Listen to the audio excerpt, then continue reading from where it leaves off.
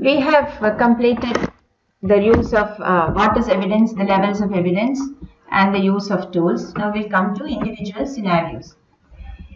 RCTs are considered the highest form of research when you're considering the effectiveness of a treatment or the efficacy of a treatment.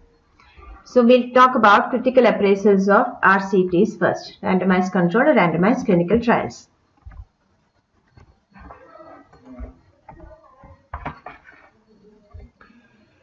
Just briefly to introduce the topic, when is the design used? When is a randomized RCT used? RCTs are used to study advantage of one treatment modality over another. Purpose of this design is to minimize bias to the extent possible because the participants are randomized into groups where there is no allocation bias. The important aspects are all in the name. There should be randomization, there should be a control or a comparison group. What is randomization? There are many methods of randomization.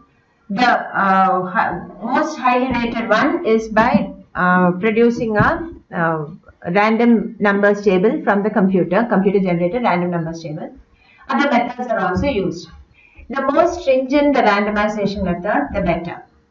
But there must be a pragmatic component. If not, the study cannot be done. So the stronger the level of randomization, it might make it difficult to get patients. So you need to decide on the randomization process. Every participation, but the bottom line is every participant must have equal chances of being in either of the arms of the study, or if there are more than two arms, in any of the arms of the study. If the measurement has a subjective component, like in rehabilitation and nursing, measurement must be done by someone other than the researcher. This is called outcome measure blinding. Other blinding will be treatment blinding, allocation, concealment, and so on. Allocation into groups must be done by someone who does not know the study, like a receptionist or a student. That's called allocation concealment. In drug trials, even the researcher will not be able to know which drug the patient is getting because they are unmarked drugs, and only the pharmacist who is supplying the drug will know which it is. So this can go up to the level of quadruple blinding. But this is not possible whenever there is a subjective component involved, like in rehabilitation, nursing, counseling, and so on. Also in surgery. Now, if there is greater level of blinding, then there is greater power. But if that is not possible, the power of the study will automatically decrease. Another thing that you must consider is participant attrition through the trial. So they may have recruited n number of participants, but by the time the trial is over, especially if it is long drawn out trials, there will naturally be an attrition. Some groups may have greater attrition than the other. So if the groups are not equal at baseline and equal at end of the trial, then the results become somewhat non-applicable. Also, there's a large number of attrition. What large amount of attrition? What measures were taken to control for this attrition is something that must be reported. So when you critically analyze a RCT, you must look for these components. Basically, though, parts of an RCT are again PICO: participant, intervention, comparison, and outcome. Participant or patient, you want to look at whether the two groups are comparable in baseline characteristics, including things that may not be actually measurable, like age, gender. The effect may not be measurable. Diagnostic level, if they're looking at a particular disease where the participants in both groups equally distributed at different levels, acute, chronic, or stages of the disease, or baseline characteristics of diagnosis, these are the things you need to look at for baseline comparison. If one group is unequal at baseline itself, so there is this that is a statistical thing where people who do poorly at the beginning are likely to improve the most, and those who do very well may decrease in their outcome. So this should not be. So both groups must be equal.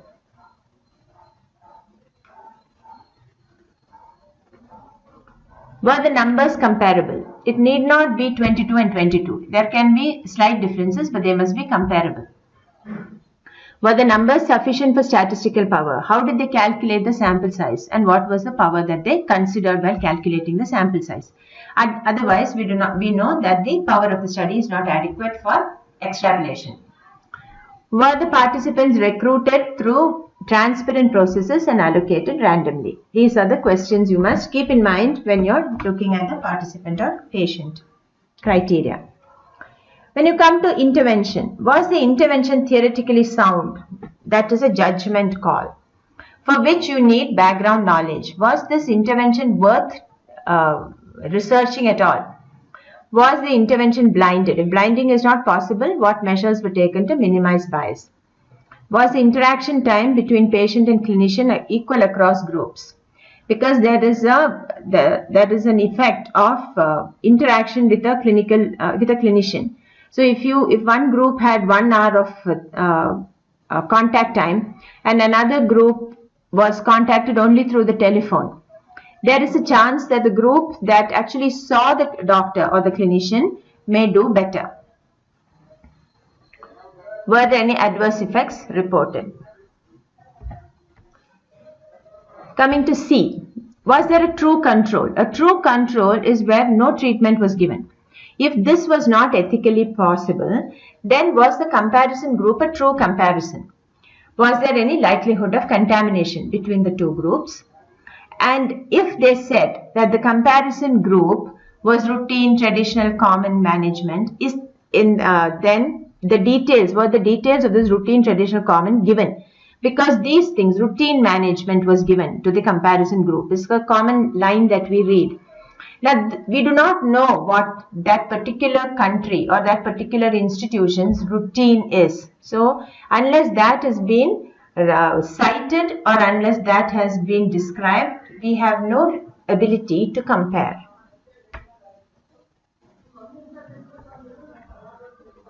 Coming to O, were the outcome measures robust, relevant? If the outcome is a subjective tool, were the psychometrics of the tool ascertained and reported? Was any modification done to the tool? If so, were psychometrics ascertained again? That should be any, not nay. Sorry for the typo. This is important if clinical messages are given as a result of the study. If they say that this is a good method of treating patients, then these things are relevant. The outcome measure is relevant. If the only conclusion is that one group fared better than the other and both were administered the same outcome measure and no group differences are expected, this might not be such a serious concern. So if you're saying this is better than another, then even if the outcome measures were, the psychometrics were not ascertained to a great extent, it may be acceptable. But if they're saying this is a good thing to do, a definitive statement like that, then you have to know about the outcome measures robustness. Were the measurements administered at logical and relevant intervals? This also we need to know. The one common pitfall here is quality of life measures. Quality of life measures are sometimes given at the beginning of a trial and 6 weeks after a trial. You cannot really do this because quality of life is influenced by many factors other than just the disease. So what if something in their personal lives have changed, or what if there is climatic conditions? What if the trial started in spring and ended in winter? So maybe if they are not able to deal with the cold, they might have had, their quality of life might have been lower, because there are things that affect quality of life other than what you're studying. So these are things you need to just keep in the back of your mind. It's not highly important, but it is something that you need to think about. Now, how do you appraise RCTs? The tools are meant to guide. You have to know enough research and clinical knowledge. You have to know enough about the subject to make judgment, because finally tools are meant to guide. Appraisal is judgment, and you need to have adequate knowledge about research. Tools help to focus on the important aspects and minimize the halo or horn effects, as I had talked about in the last class. So let's come with one of the older tools, the Jadad scale. It was described in '96. It's very simple, very short. The points are awarded based on, is the study randomized? If yes, you give 1 point. Is the randomization procedure appropriate and reported in the study? If the answer is yes, you give 1 more point. If the answer is no, you remove the point given for the first, is the study randomized? So then the first question will get 0. Is the study double blind? If the answer is yes, you get 1 point. Is the double blinding method appropriate and reported in the study? If answer is yes, you get 1 point. If no, you delete all points for the second question. Are the reasons for patient withdrawals and dropouts described for each treatment group? If yes, you get 1 point. And if the study earns 2 points, it's considered to be adequate. Okay. Now, I'll give you an example. This is a 2-arm RCT that was performed somewhere in Turin University. It's a 2-group design. This is what the article says. This is a 2-group design. Subjects were randomly assigned to the experimental and control groups. So for question number 1, the first part, you would say 1. Both groups attended lessons in the classroom. Well, that is okay. So it says they were randomly assigned.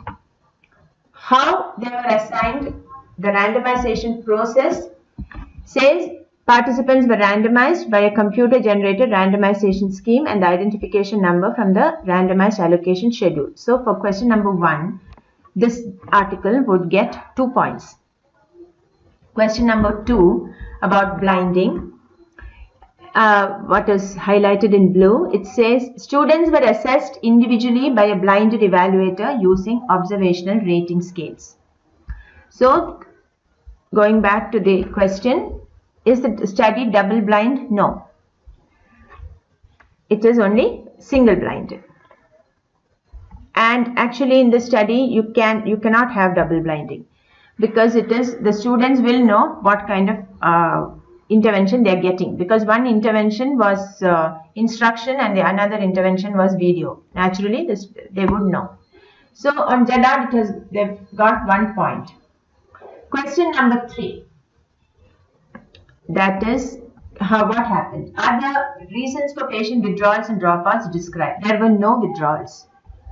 Okay, so here all 223 joined and 223 completed the study. So for question number 3, they get 1 point. So on Jadad, the study will get 3 out of 5, which means it is a good study. The main focus of Jadad is blinding and randomization. It may be inappropriate for studies where blinding is not possible and outcomes are not objective. It's very simple to use and it is easy to interpret because interpretation guidelines are given. Another tool is the CASP, that is Critical Appraisal Skills Program. In that you have tools for different types of studies. Section A, so CASP RCT, checklist. These are checklists, not, there are no numbers on it. I mean, there is no minimum number. So the first question on CASP RCT, there are 3 sections, section A, B and C. Section A, the first question is, did the trial address a clearly focused issue? Yes, no or can't tell. This is the same study, the nursing study. The introduction says, access to the web allows the scientific community to acknowledge and promote exchange of opinions, etc. Nursing education is considered by many to be a pioneer in the use of educational technologies. A challenge is the use of emerging technologies, which will help to bridge the gap between the next generation and faculty in nursing schools. Nurse educators need to understand and use the power of technologies to prepare the next generation of nurses. Goes on to say, some authors are concerned about the risk that the use of computers will belittle rather than to improve education. They argue whether the use of technology will ever be able to replace the fundamental role of the teacher in student learning. So the question is, adequately debated. For and against is given. So did it address a clearly focused issue? Yes, it did address a clearly focused issue. The second question on section A is, was the assignment of patients to treatments randomized? Yes, in this case not patients, participants. Were all of the participants who entered the trial properly accounted for at its conclusion? Yes. Were the groups similar at the start of the trial? The table 1 in the article says characteristics of the study sample, experimental group and control group, and the p-value is not significant. So that means they were similar at the start of the trial. Aside from the experimental intervention, were the groups treated equally? Both, it is not adequately mentioned, except there is a line that says both groups attended lessons in the classroom as well as in the laboratory. A month later, they went through the study. So we cannot tell. We do not know if they had access to the hospital clinical rotations, whether they were working elsewhere, because as you can see from the table, other degree yes no and CNA yes no. So there was a slight difference, 9 and 12 and 3 and 2. So if they were already a certified nursing assistant, they may have been working elsewhere. So we are not able to tell if the groups were treated equally. Were they prevented from working during the this 1 month? All that we don't know. So I would give this question can't tell. Now we come to section B. How large was the treatment effect? What the authors say is the mean difference observed between those participants who had seen the video and those who had read about the technique was 6.19 points. This is on their weighted score of a questionnaire that the university had developed. So we don't know really how large was the treatment effect, because we do not know what is the effect size of this questionnaire. How precise was the estimate of the treatment effect?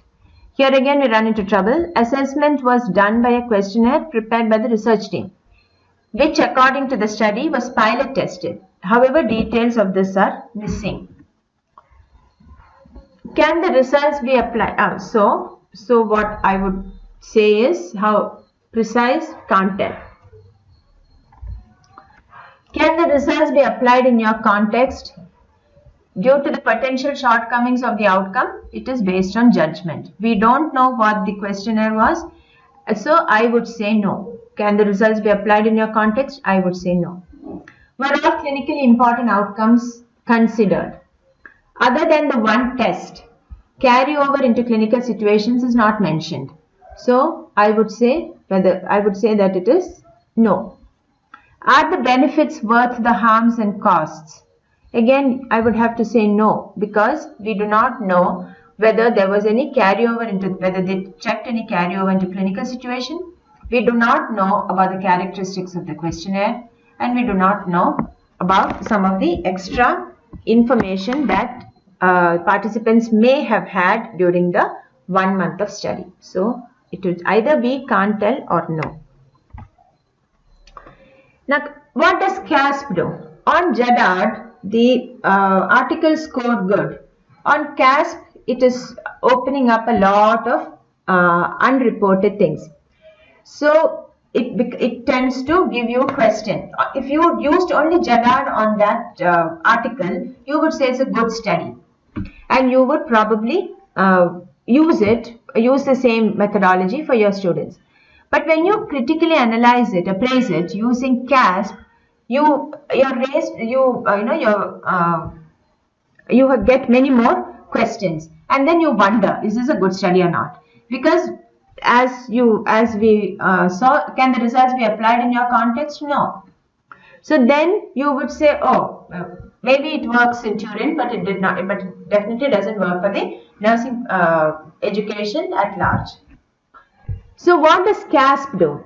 What does JADAD do? JADAD talks about blinding and randomization. It talks about allocation bias. It talks about that. Whereas CASP is talking about internal and external validity, statistical validity, everything. CASP was, if you will go through the website, you will understand that it was made for a workshop, so it does not have a score. It is just a checklist. It is giving you guidelines and it depends on your judgment.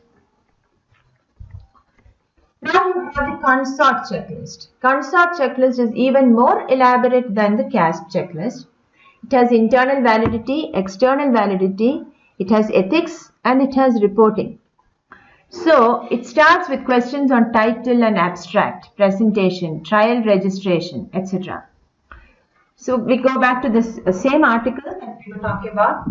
So the question here is, the title here is Effectiveness of an Educational Video as an Instrument to Refresh and Reinforce the Learning of a Nursing Technique, a Randomized Control Trial.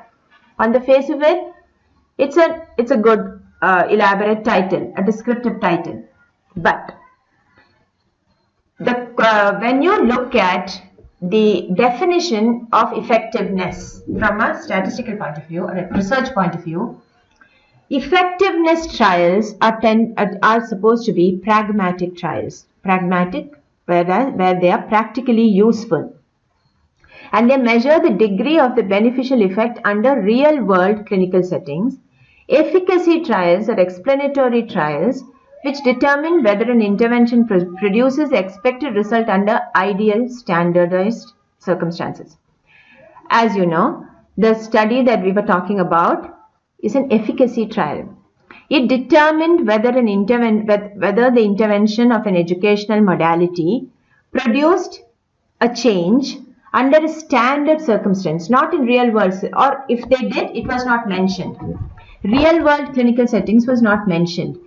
So what happens here in consort when we go? The question, the title itself is erroneous, or the title itself is open to question. So there are many more. The consort checklist is quite very elaborate.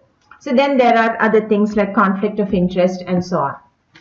Now, at the end of this study, the authors have written, the aim of the study is to verify the effectiveness of the video as an instrument for refreshing and reinforcing nursing education. As we discussed, effectiveness is a wrong choice of terminology. And there is one sentence there. The universities need to provide a useful tool for students. Could this be a conflict of interest? It's up to you to decide. So bottom line, when you're critically appraising RCTs, there are many more tools, but I have just taken 3. One is JADAD, which came out in 1996. So for 1996, it was good. Focuses on, but thing is, it is still used. Focuses on research methods. It talks about the human factors. CASP focuses on research methods. The CASP checklist focuses on research methods, statistical methods, and applicability. The consort checklist focuses on other aspects of research as well, including reporting ethics and presentation. Depending on your purpose, use the tool of your choice. Novices should probably start with JADAD. Once you learn statistics, move on to CASP and consort, because you require knowledge to be able to appraise whether the theoretical constructs were appropriate, whether the statistics used was appropriate. And you should also know terminology, as we noticed, effectiveness and efficacy. If you're using the tool on your study to attempt publication in a reputed journal, appraise your own article using the consort checklist so that you don't run into trouble, and so that you know that you have made all the appropriate corrections or done the statistics before the appropriate statistics before you even undertake the study. So when you plan a study, you must look at the consort checklist and decide, this is how I'm going to plan my study. That would be the best way to do it. Thank you. Just one thing I forgot. Please appraise the same article, the article that I talked about, using each of the tools to get a feel for the differences. And this is the article.